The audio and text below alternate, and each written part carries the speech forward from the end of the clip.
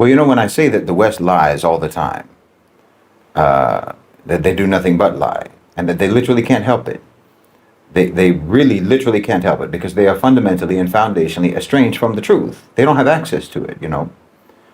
I'm not saying that as an insult. I'm not just lashing out at the West or something. No, you have to understand this is factually accurate. It's true. And there are massive, complex ramifications from this fact. You know, you can't just say that the West are all liars and then click your tongue in contempt. Do you understand? There are whole systems of thought, systems of government based on those systems of thought, academic disciplines, fields of study, you know, economic, political, societal frameworks, and interpretive paradigm for understanding the world, all of which we have adopted. We've adopted it and taken it seriously, and all of that has been built by and for a so-called civilization that lies about everything. This is a disaster. I don't think you understand. It's like if you were a contractor, say, or an architect, you know, a builder, and you get hired to build a house. Someone hires you to build a house or to build a structure on a certain plot of land. Okay, now the one who hired you is giving you all sorts of strange demands, odd instructions, you know, farcical requests and stipulations of how he wants the building to look like, how he wants it to be. And you do what he wants. You follow all his instructions, and then he changes his mind. And then you need to redo the work. You know, you do all these time-consuming, tedious things that he's asking for. And finally, the house or the structure is built, but it's not architecturally sound. It's structurally flimsy. Nothing works. Stairs go to nowhere. The plumbing is tangled. The electrical wiring doesn't work. It's all a mess. On and on. It makes no sense. It makes no sense to you as an architect, as a builder, until you find out that the man who hired you is actually criminally insane and he murdered dozens of people. That's why he wanted you to build a house. You thought you were building a house, but all you were actually doing was building something to hide the bodies. All you did was cover a mass grave. And that man didn't care whatsoever if anything in that building worked at all. All it needed to do for him was to conceal his crimes. Do you see? That's the West. But now you're taking all of those instructions of that criminally insane person and putting them into your textbooks, putting them into your schools, into your minds. Even though all of those instructions were only given for one purpose, to conceal his victims. You know, to misdirect and to conceal, to deflect and to conceal his victims. It was never about building a sound structure. It was always just a cover-up. Once you realize that, then you realize that everything that you got from him is useless. I mean, it's useless to you. It's useful for them for the reasons that I mentioned, but it's useless for you because it's all lies. It's all based on lies. Your sociology, your economics, your political philosophy, your political science, your theories of this and that and the other. No, it turns out it was all just a cover-up, you know. GDP is not a measure of a healthy economy. That's like measuring someone's bicep to try to measure how strong they are. But see, that's exactly why they do it. That's exactly why they do what they do. Cover up and misdirection. Military spending is not doesn't show you how strong your military is, but that's what they want you to measure, and that's what they want you to think that you are measuring is the strength. You see, it's all cover up and misdirection. You see what I mean? Their whole so-called civilization, the core of the rot of their so-called civilization, and the core is rotten. The core of it has always been that they have never understood properly how to assign value to anything. They give value to what is worthless, and they treat as worthless what is valuable. And they do that in every sphere. Okay, so we're talking about a whole system of thought, a whole system of government based on that system of thought, economics based on that system of thought, and so on. All built on lies, misdirection, confusion, and misassignment of value. Well, it's a worthless system. It's a useless system. It's a rotten system. And you and I are going to have to come up with our own system, our own thought, our own fields of study, our own disciplines, our own way of understanding the world, our own paradigms, our own interpretation of reality based on our own sources of knowledge. And I mean, you have to dismantle everything that they gave you, everything that they gave you for understanding the world. You need to remove that lens that they gave you to look through, because it just distorts everything. You know, have you ever put on someone's glasses, right? Someone's glasses that aren't your prescription. Prescription glasses that are not designed for your eyes, not designed for your vision. Well, you can't see in those glasses. Hello, brothers and sisters. Welcome back to the channel. I'm hoping that you are doing great from wherever you watch me from. As you know, I'm your host and present agent of stories. There's something so much important that God has granted us life so that we can have great discussions. It's always another day to learn. It's always another day to appreciate everything that God has given unto us. Now, on today's topic, I'm again hosting Shahid Bolsen's video. He got two channels, The Middle Nation and Shahid King Bolsen. Please go check them out. Right now, this is what I want to say. Shahid Bolsen gives an important allegory. The statement, they gave you blindfolds and told you it was glasses. This is an allegory that was invoked by Shahid Bolsen, and it shows how Western powers, particularly in the United States, has constructed and imposed intellectual, economic, and political framework that disguise themselves as neutral truth, and understand that these frameworks are not merely systems of explanation. They are instruments of control. Shahid Bolsen argued that the dominant paradigms through which modern society understands governance, economic development, identity, and power are largely Western inventions designed to perpetuate U.S. hegemony. In other words, the West has distributed conceptual tools that it claims helps us to see the world more clearly, but which in reality blinds us out to how power operates. And these paradigms obscure structural exploitation, manipulate our perception of global relations, and neutralizes inequalities. To put on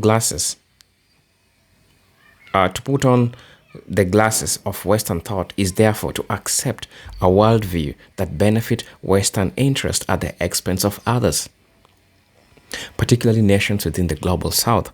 Brothers and sisters, we have been lied to for the longest time. What is called Western civilization, the whole idea of Western civilization, from what understanding, according to Shahid Bolsen, it was bought for you to think in ways that favor structural powers. These are people that came up with all this psychology, political science, how you view the world. It was shaped according to the Western, the Western ingrained thought. And the Western ingrained thought was a way of benefiting the few people who knows the truth but are lying to you. Brothers and sisters, I'm going to be letting this video roll, and I hope you all get to hear what Shahid Bolsen says about this. Usually he has a refreshing perspective that I always want to share and always want to learn from him. Every time I go to his page, there's always something new to learn, brothers and sisters, and I'll be really glad to share with you this part of important information that we are having right now. So let's get into the video. I'll be back and I'll be sharing my thoughts in regards to this. So let's get into it. I'll be back. Allah Ta'ala gave you prescription lenses. He gave you exactly the prescription that you need. And if you try to wear any other lenses, it will only make your vision worse and you'll be walking around blind. Especially those Western lenses. Because in fact, they didn't give you anything but blindfolds. That's what they gave you. They gave you a blindfold and called it glasses.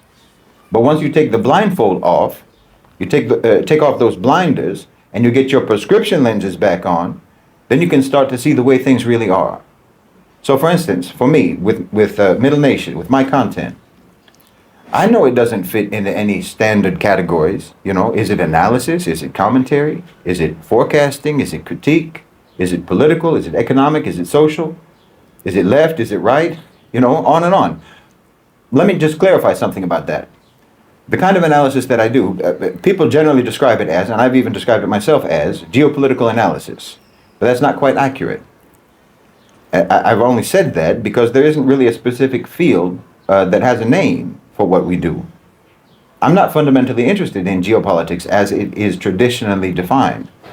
My work, the work of Middle Nation, is focused on the analysis of power dynamics and then how those power dynamics play out or how they're likely to play out. You know, Allah subhanahu wa ta'ala said that He puts one people in check by means of another people. He said that there are people who are higher ranks than others, that some have what others do not have, and so on. He said that struggles and battles are go by turns. All of that has to do with power dynamics and understanding who checks whom in this world, or who predictably could check whom, it seems to be pretty basic information that you're going to need to have if you want to understand what goes on in this world. Geopolitics in the conventional sense tends to fixate on the relations between states, borders, alliances, treaties, military positioning, and so forth, which is basically like looking at the stage and the actors on the stage, but not looking at the directors or the script writers. But the Middle Nation approach goes further than that. We look at who actually has power, regardless of what kind of power that is. Now that includes state power, but also, of course, it includes private sector power, financial networks, media empires, asset managers, transnational corporate systems. These are not traditionally part of geopolitical analysis, but they're absolutely central to understanding the exercise of real world power.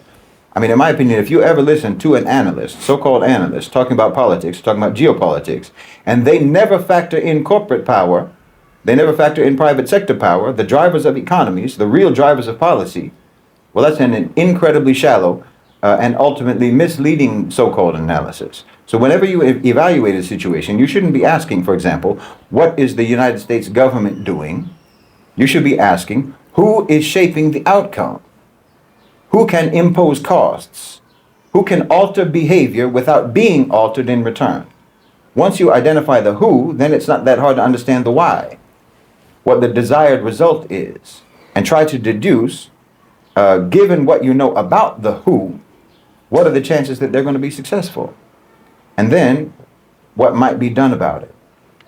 So this could be a country, it could also be a corporation, it could be a consortium, or an investor network. So you need a way of gauging real existing power, relative power, of any given actor, of any given entity that has influence over policy, or that wields, significant degree of power in any given society. That's why at Middle Nation we developed what we call the Relative Power Index, RPI. The RPI is a model for roughly calculating functional leverage between power entities, or the general standing of any given actor in terms of power relative to others. We built that because the existing metrics, GDP, military size, alliance structures, and so on, these are often misleading. They reflect the appearance of power, not its realistic functionality or its operation, because a country might be rich but dependent. A military might be large but strategically irrelevant. A government might be in office but not in control. So the RPI is designed to identify real influence. It includes factors like decision-making authority. Can you impose binding outcomes? Control of inputs. Do others rely on you for what you control? Narrative control. Can you define reality for others? Immunity to retaliation. In other words, can you act without facing consequences? And your adaptability reserve. Can you survive and pivot through disruption? And it also measures negatives, the vulnerabilities, like direct dependence. How directly dependent are you? What's your exposure to disruption? And what's the perceived vulnerability of your state or your power? And this model is not static, necessarily so. It evolves because power is not frozen. It flows. And as the world shifts from the west to the south, from centralized empires to distributed blocks, the tools that we use to understand power have to try to keep up with those new dynamics. And like I say, everything that they gave us to measure power, well, they designed it so that we would always mismeasure power, so that we would see power where there isn't power and see weakness where there isn't weakness. They never wanted us to understand the real dynamics of power and the real dimensions of power. So that's why even the system that we have for measuring power has to be flexible, because something new might emerge that actually constitutes power that isn't in any existing metric, any existing system of measurement. Something that wasn't powerful 20 years ago, or didn't constitute power 20 years ago, may constitute power today. So again, like I say, we have to develop our own systems, our own method for identifying what power is and what the relative power is in relation to others. We have to come up with our own formulas. We have to come up with our own system for measuring. Because there's a big difference between, for example, looking powerful and being powerful. That's not the same thing. That's a distinction that the Middle Nation Relative Power Index is designed to clarify. It sort of cuts through the propaganda. It cuts through the noise through all the theatrics of foreign policy, all the theatrics of empire. And it answers one question: who has the power to shape outcomes without being shaped in return? That's real power. Not, your military parades, not your fake GDP figures that count debt and billionaires as domestically productive. Real power is about leverage. So the RPI that we have created is a formula for measuring functional dominance. For example, if we apply it to the United States, right now, the U.S. still has some serious muscle left. We can't pretend otherwise. It still has power. It can still impose decisions on other countries through the IMF, through NATO, through the World Bank, and so on. It still controls key systems, the financial infrastructure, tech platforms, their media empires, and to some extent, trade routes, to some extent. It can still shape reality through narrative, at least in the English language. That's declining. The facade is cracking. Its immunity to retaliation is even slipping. Its adaptability is declining. All of their institutions are too calcified. Their people are too divided. Their infrastructure is too old. The dollar itself is no longer unchallenged. Even its soft power, America's soft power, its reputational authority is collapsing. People see the hypocrisy now. They see the corruption now. They see the cruelty. Okay, so internally, America is dependent on imports, on foreign investment, on immigrant labor, on dollar hegemony. It's fragile. Externally, its enemies and even its allies know how to disrupt it if they want to. Cyber attacks, debt pressure, supply chain chaos. And crucially, no one in the world believes in America anymore. That's called perceived vulnerability. And it's one of the biggest forces right now shaping geopolitics, because the perception of America has always been a major factor in the decision-making and policy-making of other countries around the world. What you think America is, what they can do, what you think they will do, always mattered before. It matters much less today than it ever did. So that's declining. The perceived vulnerability of America is significant and on the rise. So if you add up the formula, our RPI formula, well, America's score comes to around plus 12, which is still powerful, but it's not invincible, and it's shrinking. Unless the U.S. radically changes their direction, its power is going to fall below functional dominance by 2050. That's why we need accurate tools. At Middle Nation, we don't operate on fantasy or emotion. We measure real leverage. Because if you don't know who truly holds power, then you're just reacting blind all the time. You can't craft effective strategies. We're not interested in their stage performance. We're interested in, as I say, the script that's written behind the scenes and who's directing that scene. That's why American power has to be scrutinized carefully. It has to be scrutinized closely to see how much of it they really have.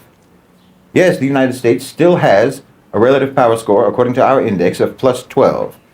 It's not insignificant. They still control many levers. But there's a deeper truth here. It's not using that power for itself, not really. America is a host. It's not sovereign. It's a platform, not a state with independent volition. It's an instrument. Their power is no longer nationalistic. It's been instrumentalized by the owners and controllers of global financialized capital, what we refer to, as everyone knows, as the OCGFC. And the OCGFC are not patriots. They're not defending America. They're not interested in the welfare of American citizens, or even the longevity of the American state itself. Their allegiance is not to the flag. It's to capital mobility. It's to asset domination and the architecture of global control. Their loyalties are liquid. And what we're witnessing now in America is the systematic extraction of American power by the A-national elites. The A-national elites that got built up by their power in the first place. They built American power via the military-industrial complex, and then they in turn were built up by that. But now they've surpassed it. The United States was built into a superpower precisely to serve as the enforcement arm of financialized capitalism, and that project is evolving. The enforcers are now being restructured. The OCGFC no longer need a single hegemon. They want distributed control across cooperative nodes, public-private partnerships, digital infrastructure, security agreements, asset management firms, and so on. So when we calculate that the U.S. still has decision authority, control of inputs, narrative control, you have to ask, but on behalf of whom? The decisions made at the IMF are not made for Main Street. The control over trade routes that they have and supply chains doesn't benefit American workers or American consumers. The narratives that they're pushing in Hollywood or Silicon Valley don't reflect national interests. They reflect global social engineering. The Pentagon is not defending the homeland, it's defending investment portfolios. What this means is that America's RPI is no longer America's.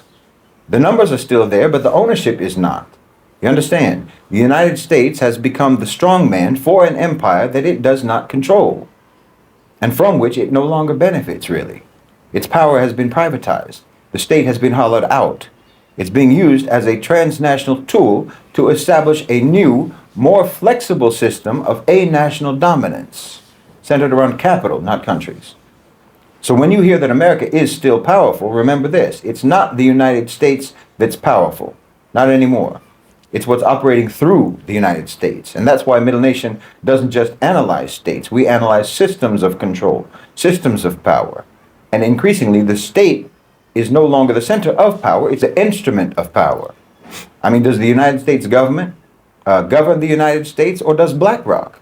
You know? We're trained to think of power in terms of presidents and congressmen and politicians and so on, maybe the Pentagon. But real power is the ability to shape outcomes without being shaped in return, like I said. That's what the Relative Power Index, our RPI, that's what that measures. Not symbolic authority, not popularity, just raw, functional leverage. And if we use this framework to assess, for example, BlackRock versus the United States, well, the results are deeply revealing and deeply disturbing, or that should be for Americans. I mean, start with decision authority. BlackRock isn't a government agency, but it might as well be. I mean, it manages over $10 trillion, $10 trillion in global assets. That means that it has a say in nearly every major U.S. corporation. It advises the Federal Reserve. It has executives embedded in the Treasury. When financial crises hit, Washington doesn't tell BlackRock what to do. BlackRock tells Washington what can be done. So their score is a 7.5 out of 10. That's for decision-making authority, BlackRock, over America. Then you can look at control of inputs. Well, BlackRock controls the flow of capital. It controls pension funds. It controls municipal bond financing. It dictates the so-called ESG compliance. That's not just control of money. That's control of what's built, where it's built, and who's allowed to operate it. So that's an 8.0 out of 10. What about narrative control? Well, BlackRock isn't making movies. They're not running TV stations. But it shapes financial orthodoxy. Through its research arms, through Bloomberg, through think tanks, it decides what counts as sound economics, good governance, responsible investing. They decide that. And if you don't align with their narrative, well, then you don't get any funding. So they get a score of 6 out of 10 on that. Then we can ask, can BlackRock be punished? Are they immune to retaliation? The United States government can't regulate BlackRock without destabilizing its own economy. That's the genius of systemic entrenchment. If you try to pull out, you'll collapse the house. So BlackRock's immunity from retaliation score is a 7 out of 10. And finally, how easily can BlackRock pivot, can restructure to survive outside the U.S.? Well, completely. BlackRock is global, it's liquid, it's a-national. If Washington collapses tomorrow, BlackRock just relocates, it reintegrates, and it keeps profiting. So they get a score of 9 out of 10. Now, there's some reliance, sure. It operates within U.S. jurisdictions. It benefits from legal shelter. But that's just a 3 on the direct dependence scale, BlackRock's dependence on America. And their exposure to disruption is practically none. There's no serious movement within the United States capable of regulating or disrupting BlackRock. So the score there is just a 2.5. And the perceived vulnerability of BlackRock? Well, no one sees BlackRock as weak or in decline. If anything, they're perceived as untouchable. So they get a score of 2 out of 10. The final score, according to the RPI of Middle Nation formula, BlackRock's relative power over the United States is plus 30. That's an extraordinary figure. Not only does it outclass the U.S. government's ability to control BlackRock, it surpasses the dominance most empires had over their colonies back in the day. It means we need to stop mistaking governments for the highest authority. No, BlackRock is not elected. It doesn't answer to voters, but it has more functional power over the United States of America than Congress does. That's not conspiracy theory. That's not ideological rhetoric. That's a structural reality. And it exposes a much deeper truth. that Western democracy, so-called, has been hollowed out from the inside. What you see is not what governs, and what actually governs cannot be voted out, and mostly can't even be seen. BlackRock is not an anomaly, it's a prototype, you know? So the question is, who governs your country? And are you sure that it's your government, Americans? Because in America, the answer is no. Your government doesn't govern you. BlackRock governs the United States, not metaphorically, not rhetorically, but functionally. BlackRock has more influence over the American state than the American state has over BlackRock. So what power does the U.S. government have over BlackRock? Do they have any power over BlackRock? Well, we ran that through our RPI system as well. Spoiler alert, they have very little power over BlackRock. And that reveals that the American government is no longer sovereign. Because really, can the American government tell BlackRock what to do? Well, technically, yes, but practically, no. Functionally, no. You know, they could pass regulations, they could threaten antitrust action, but in reality, they don't and they won't. And if they tried, they'd pay the price. BlackRock has lawyers, they have lobbyists, they have leverage in every relevant agency. So relative to BlackRock, we gave the U.S. a 3 out of 10 in decision authority over BlackRock. That's the level of a weak junior partner in a business deal. If the U.S. clamps down, BlackRock just pivots offshore, restructures its portfolios, keeps operating globally. So that's a 2.5 out of 10 in terms of control over inputs. So what about narrative control? I mean, you'd think that the U.S. government, with its media and its institutions, its global cultural dominance and so forth, that they could at least frame the public perception of BlackRock, but no, they don't, and they won't even try. Again, public discourse around BlackRock is marginal. You never see congressional hearings about it. You rarely even hear their name in mainstream public political debates. And when you do, it's vague and sanitized. No one's going to talk about BlackRock. Not to mention all of the media corporations are actually owned by BlackRock. So the U.S. government versus BlackRock in terms of narrative control gets a 3.5. Now we ask, what happens if the U.S. Tries to confront BlackRock? Can they act without fear of blowback from BlackRock? Well, obviously no. Any serious confrontation by the U.S. government against BlackRock would destabilize their pension systems. It would tank their markets. It would trigger capital flight. No, BlackRock is too entangled to attack. That's what you call mutual hostage governance, except the hostage in this case is the government. So there's a score of 2.0 in terms of the ability to retaliate or the ability to control BlackRock. You simply cannot. And can the U.S. adapt with regards to BlackRock? Could they replace BlackRock's role? Could they build alternatives, take back control? Well, not without enormous systemic pain. The state has no institutional substitute for what BlackRock does. You know, management of retirement assets, stabilizing markets, advising the Fed, on and on. So that's a 2.0 on the U.S. government's adaptability reserve. They're stuck. How dependent is the U.S. on BlackRock? On capital, very. On asset management, completely. On market sentiment and investment flows, totally. So their dependency, America's dependency on BlackRock is a 7 out of 10. How vulnerable is the U.S. to disruption by BlackRock? Well, all BlackRock has to do is shift some capital. All they have to do is adjust some ESG compliance ratings or pull out of a market segment, and entire sectors of the economy could collapse. So that's a 6.5 score. How is the U.S. perceived compared to how BlackRock is perceived? Is America seen as strong and in control, or is it seen as weakened, as captured, as subservient to forces that it can no longer discipline? Well, that's a score of 7.0.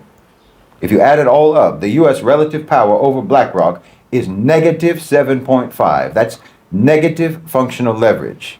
While BlackRock's relative power over the U.S. is plus 30. It means that America doesn't govern its corporate elite governs America. We need to be clear, this is not partnership, this is occupation. Okay, it's not military occupation, but economic occupation. You have a non-state actor that has greater decision-making power than the state. It can outmaneuver, it can outlast, and it outleverages the government that's supposed to regulate it. No, BlackRock is not an American company. It's a post-national institution. It's a private sovereign. It's a private sovereign embedded in the global system. Oh, but it gets worse. It gets worse for America. America's current power is no longer its own. As we said, it's been captured. It's been subordinated to the owners and controllers of global financialized capital. They still have power, but it's not their own. But even that status, as the strong man of the OCGFC, even that status is temporary because the role itself is being phased out. The United States is being decommissioned. Understand? Not destroyed, not invaded, but strategically disassembled, gradually and deliberately by the very elites who once empowered it. Because their system is evolving beyond the need, as I said, for a single hegemon. This isn't a theory. We can map it. We've done it. Using the Middle Nation Relative Power Index, we've projected the trajectory of the United States all the way up to the year 2050. And the result is quite sobering, or it should be for American citizens. I mean, right now, America's RPI is plus 12, like I said. By 2050, it drops to -7. A negative RPI means that the United States will be more vulnerable than it is dominant. It means that it will be shaped more than it shapes others. It will act less and be acted upon more. Okay, it will still have weapons, it will still have wealth, but it won't have control. Decision authority will be gone. Global governance is fragmenting. BRICS Plus, alternative institutions, regional pacts are rendering U.S. power frameworks obsolete.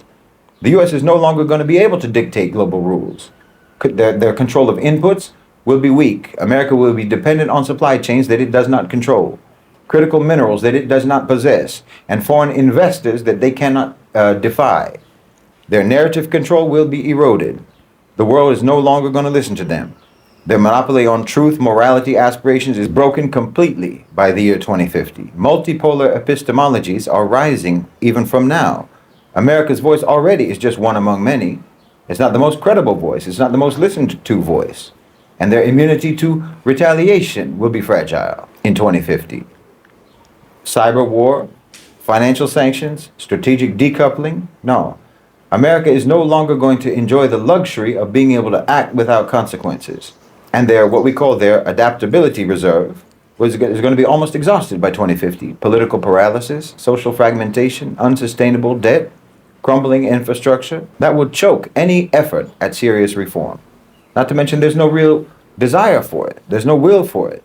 Okay? So that's the dominance side of the equation of the RPI index. Now talk about dependency. America's going to be deeply dependent on foreign capital, on labor, on foreign manufacturing, on foreign resources, foreign controlled resources.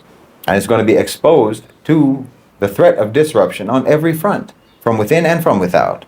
Their perceived vulnerability will be obvious. It will be global and it will be persistent. So what does the -7 RPI mean for the United States? It means that America, by mid-century, will no longer be the central power of the international system. It will not be feared.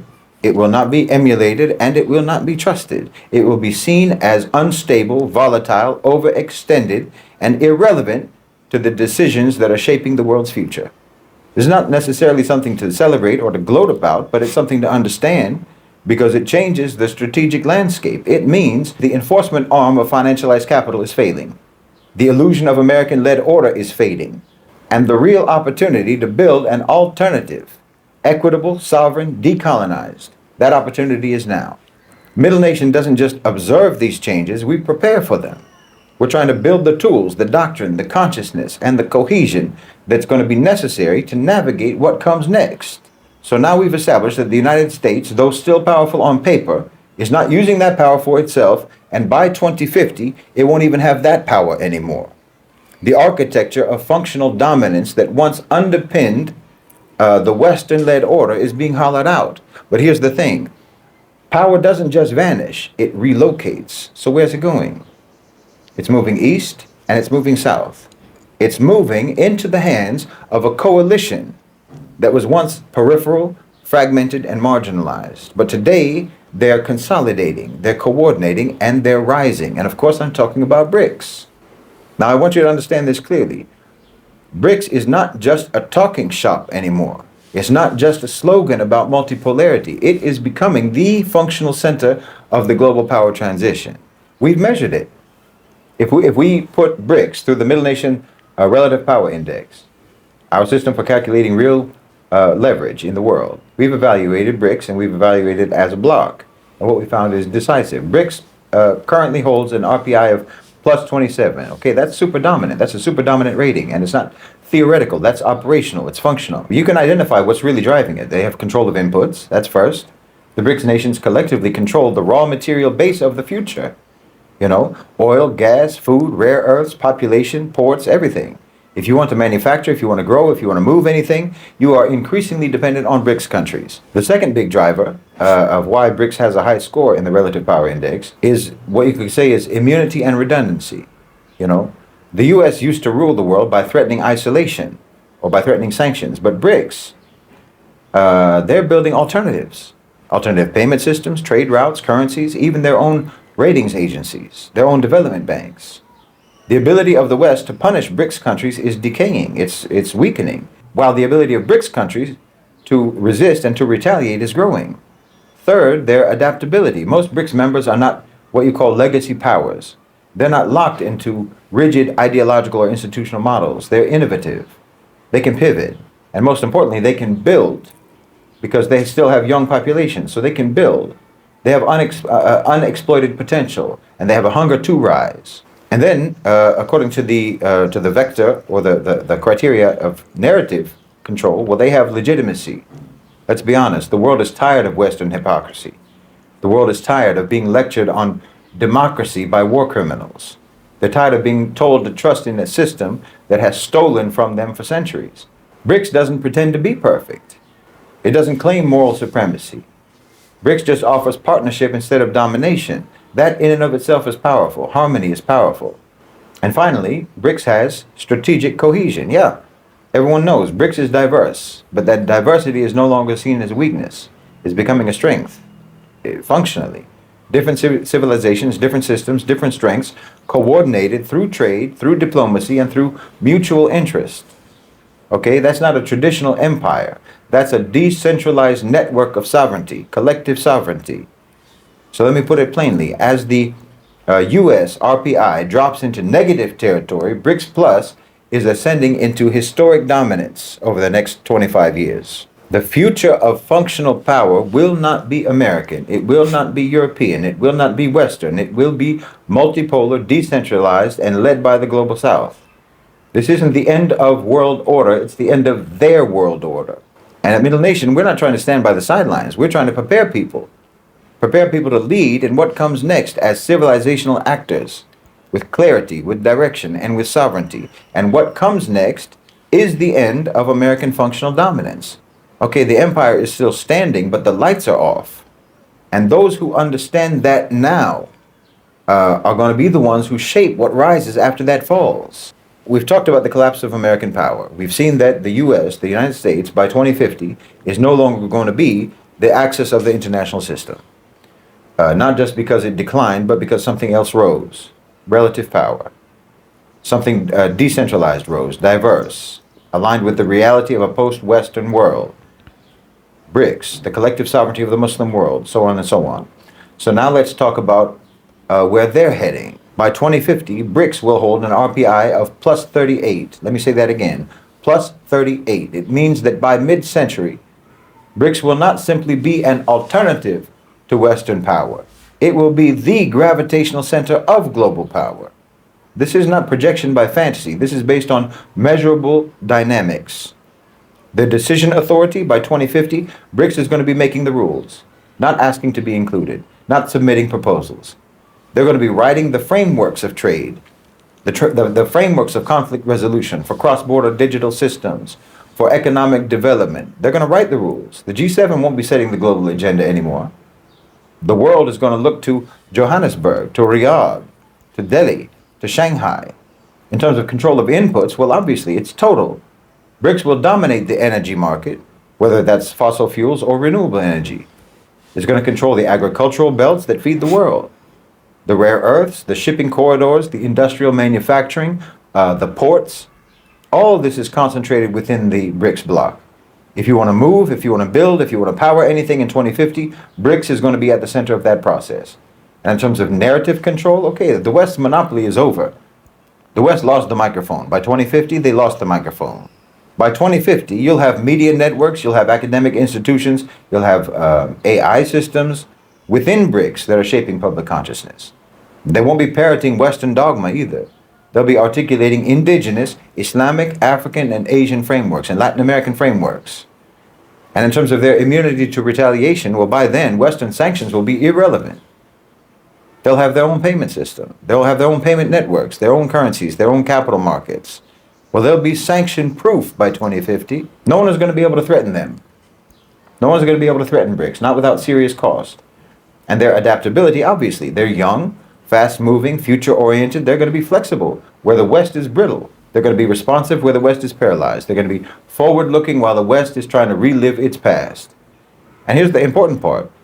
They're not going to be dependent on the West. They won't depend on the West. Their supply chains, internal. Their markets, internal. Their technologies, independent and internally created. Their ideology, authentic. Their moral legitimacy rising. By 2050, BRICS won't be asking to join the table. They will be the table. They won't seek validation from Western powers. They will be the ones to provide validation or to withhold it.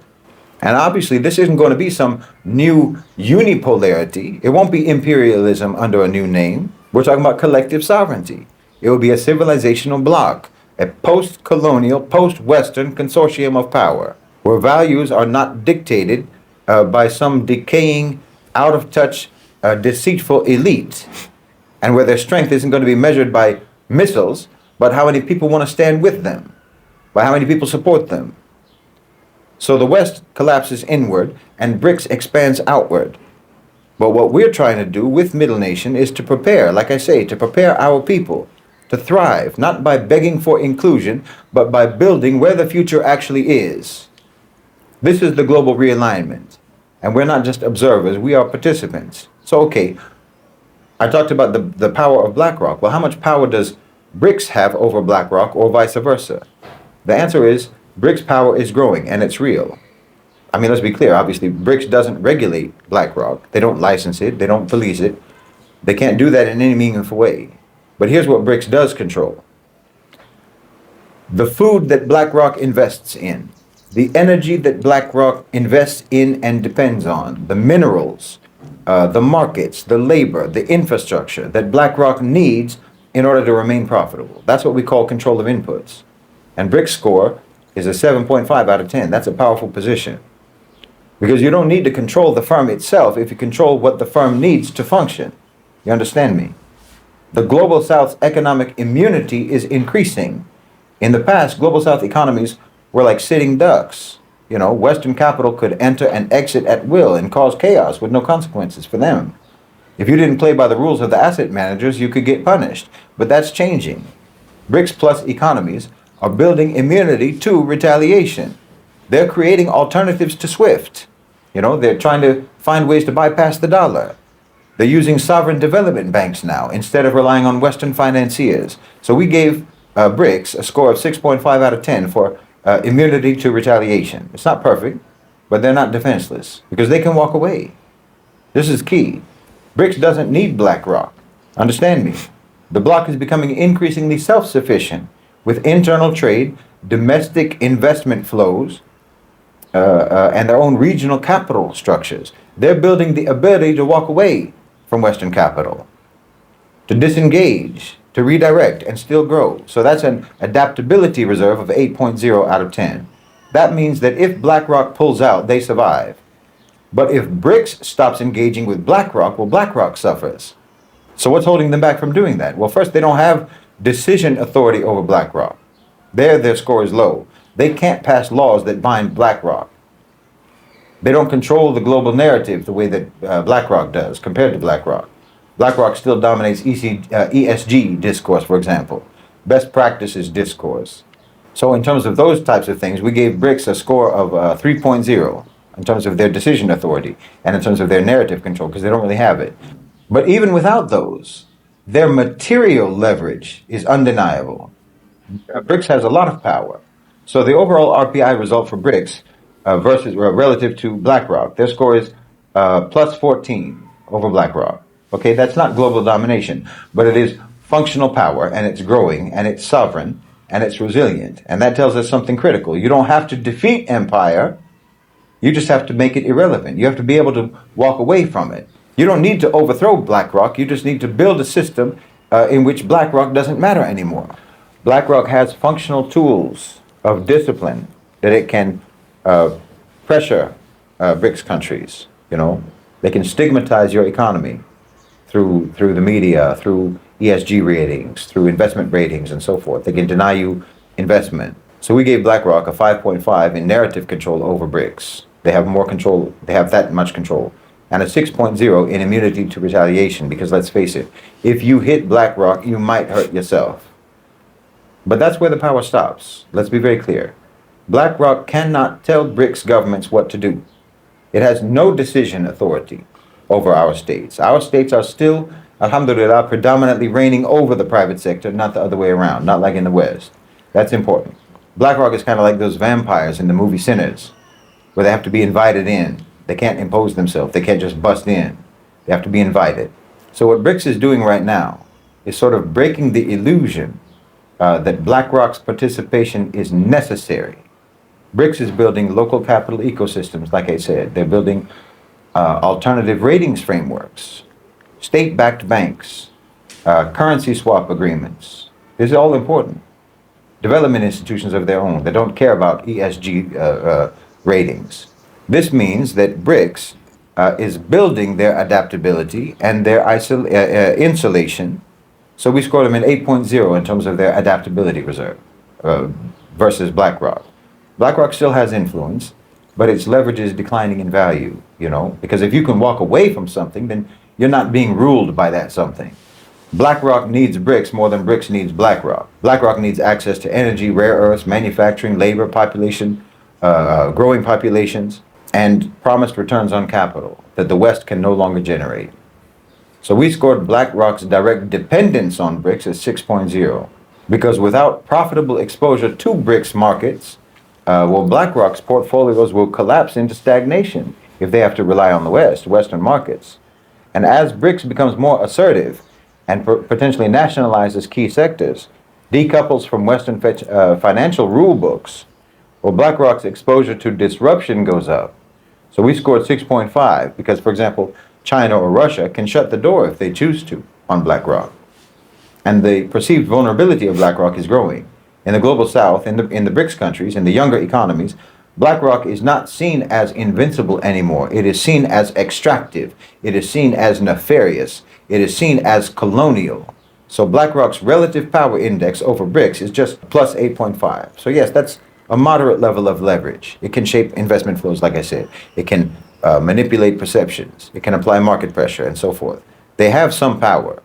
But this leverage only works as long as BRICS chooses to remain integrated in the BlackRock world. And BRICS is building a different world. So from our perspective, this isn't just about replacing one hegemon with another. That's not what it's about. It's about ending the era of national dominance, where firms like BlackRock could treat governments like clients, could treat populations like assets, and could treat sovereignty as nothing but a nuisance. Okay, BRICS isn't fully there yet, but it's moving. And the more it invests in sovereign capital formation, in regional financial platforms, and narrative independence, the less power BlackRock is going to have over anyone in the BRICS nations and in the global south generally. So what does all this mean? It means that the tide is turning, like I've been talking about. The tide is turning, not with fireworks, not with revolutions, but with slow, deliberate, structural realignment. And in that realignment, BlackRock doesn't disappear, but it becomes irrelevant. In the world that is being built now, irrelevance is the greatest defeat that any empire can suffer. If we fast forward again to the year 2050, okay, BlackRock is still going to exist, most likely, but it's not going to matter like it matters now. Its dominance is going to be over. Not by destruction, but by, like I say, irrelevance. And that's because BRICS, this block of sovereign civilizational powers, will have built a system where BlackRock has no leverage. The global south is going to go from obedience to ownership. That's their historical trajectory. You know, in 2025, BlackRock can punish a state with capital flight. They can punish them with narrative ESG compliance ratings and so forth. But by 2050, BRICS controls the foundations of value. They control the food, they control the energy, they control the minerals, they control the labor, they control the logistics, they control the growth markets, and BlackRock can't operate without them. That's what you call control of inputs, like I said. So on control of inputs in 2050, BRICS is a 9 out of 10. They own the supply side of civilization in 2050. In 2050, BRICS isn't just learning to play the game better, they changed the game. They rewrote the operating system of global capital by 2050. That's decision authority, 6 out of 10, and rising.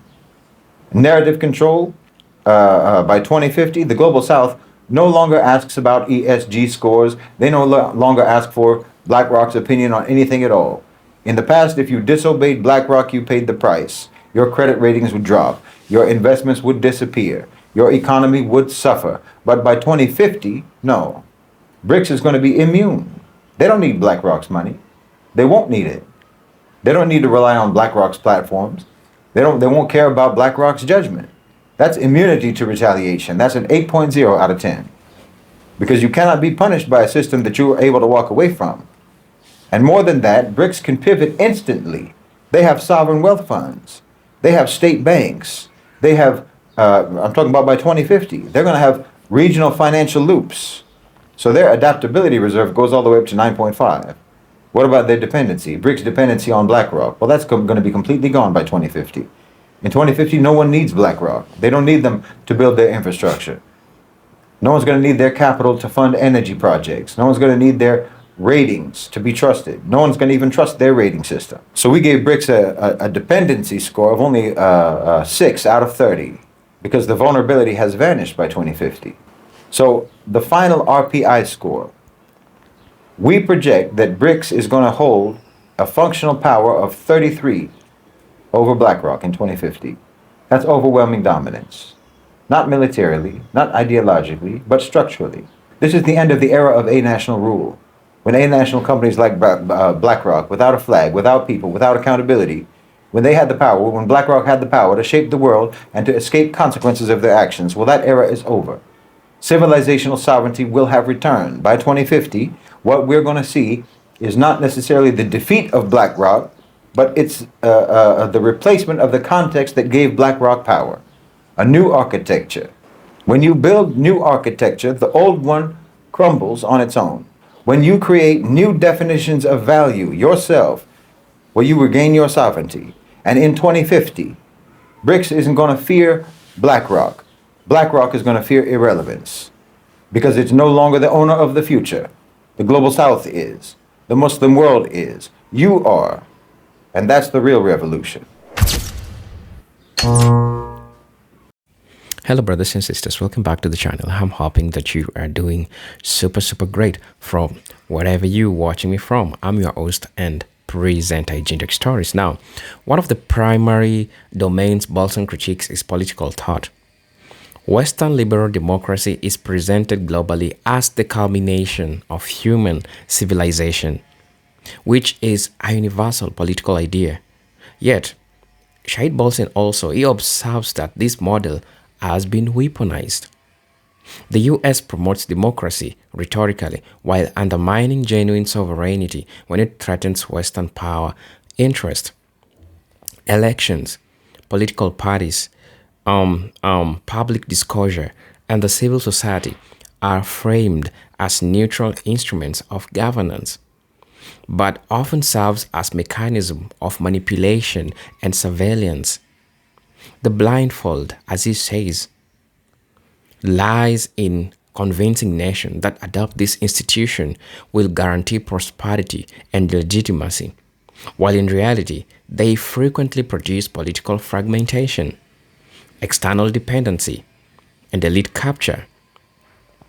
Countries are taught to measure their governance through Western benchmarks rather than developing indigenous political system which is rooted in local history, culture, and collective aspiration.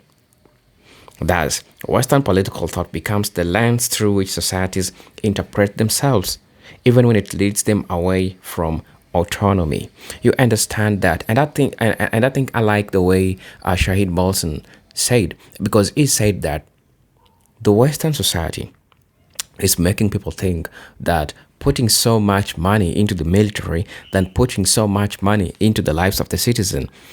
So to them, putting so much money into the military or much resources into the military, it sounds like they are sovereign and everyone will respect them because they put the power into military, right? Instead of investing into people. And this shows you their social belief. This shows you their political belief. They don't value people that run the country. They value their political sovereignty, because when they show people that they are heavy in their machinery, in their military, that's how they express that the United States is great. Instead of investing in people and seek value in human beings, this is not what they are saying. To them, putting money somewhere else while the citizens of the country are suffering, people can't barely even afford a meal, right? That's how they envision all this. That's how they put all this into play. So I think it's imperative for us to understand the priorities of how all this Western civilization had lied to us. Also, Shahid Bolsen extends this argument to economic discipline and global market ideology. I'll explain. Especially neoliberalism, Western economic thinking reframes exploitation as efficiency and dependency as cooperation. Now, under neoliberal logic, deregulation, privatization, and free trade are advertised as pathways to growth. You understand that these measures often strip nations of economic sovereignty, dismantle social protections, and concentrate wealth externally. International financial institutions like the World Bank and the IMF stands as custodians of this intellectual orthodoxy, enforcing policies um, that keep developing countries, that keep developing nations in perpetual dependency. In addition to that, the Western construct indexes, rankings, and metrics. The GDP, I think he talked about it, credit ratings, investment grades that define success in ways that privilege Western economic models. These measurements are metaphorical blindfolds that Shahid Bolsen talks about. Tools that obscure structural inequalities while training nations to see themselves as failing if they diverge from Western prescriptions. Thus, Western economic principles do not simply describe reality, they create the reality. They create a perception that they want you to follow. But do you think the perception that they are creating is true? I don't think so, because definitely there's a problem, and we are all seeing the problem. The argument that Shahid Bolsen also gives applies equally to academia and knowledge production, right? Now, Western education systems and academic disciplines are presented as objective and educational systems and academic disciplines, which are objective and universal, yet they carry profound ideological biases. Social sciences such as political science, international relations, economics, sociology are rooted in Western historical experiences and interests, but they are exported as neutral truths. Now, Shahid Bolsen emphasizes that the conceptual architecture through which we understand categories, state, power, development, security, wars, shaped by Western historical trajectories, not global ones. As a result, when non-white societies attempt to study these themselves through these frameworks, they are forced into conceptual molds that misinterpret their ideologies or their realities. The Western academia becomes a hegemonic structure that trains local elites to think in a way that serves Western interest. In very so, the very intellectual tools used to critique the system have already been shaped by the system, creating self-reinforcing limitations on political and economic imagination, right? Also, Shahid Bolsen's metaphor also critiques how Western powers shape global conscience regarding geopolitical power. The relative power index used to measure national strength relies heavily on military capital, the GDP, industrial output, and technological advantage, metrics that favor Western and historical industrialized nation. Yet these categories ignores civilization depth, cultural influence, and emerging multilateral cooperation. Now, as BRICS nations rise, their alternative models of development and collaboration challenge Western defined parameters of power.